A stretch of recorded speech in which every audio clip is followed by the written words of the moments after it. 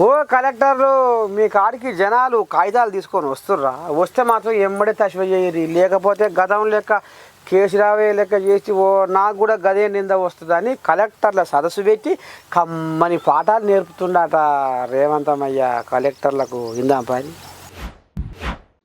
ఇగో గతంలో కేసీరావు చేసిన వ్యవహారం చేసి మనం కూడా మంది నోళ్ళల్లో పడద్దు, బదనాం కావద్దు, నిందలు మోయద్దు. నేను చెప్తున్నా తెలంగాణ ముఖ్యమంత్రిని రేవంత్ రెడ్డిని, సుమా తస్మాత్ జాగ్రత్త. కలెక్టర్లు ఇంటూరా నా మాట, జర మంచిగా శివన పెట్టుది. ప్రజాపాలనను మరింత వేగవంతం చెయ్యాలి. ఇక మరి ఆనాడు పెద్ద మనిషి కేసీరావు చేసినట్టుగా చిమ్మటకు చీరేమి చేసింది, చీడ పురుగుకు చేనేమి చేసింది అన్నట్టుగా జనాలు మాట్లాడుకోవద్దు మన గురించి.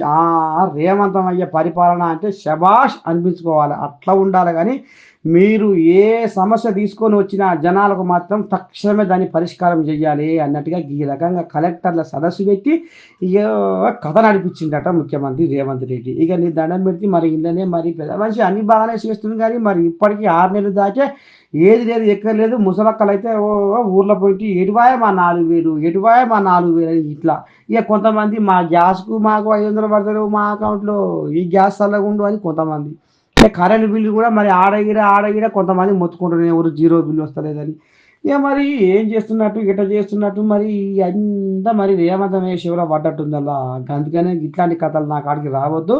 జనాలను మంచిగా చూసుకోవాలి, వాళ్ళ సమస్యలు పరిష్కారం చేయాలి. లేకపోతే ఒక్కొక్కరు తాటా తీస్తా అన్నట్టుగా కలెక్టర్లకు బాగానే హెచ్చరిక జారీ చేసిండుల్లా సీఎం రేవంతమయ్య. చూడాలి మరి రేపటి సంది కథ ఏ రకంగా ముంగడిపోతుందో.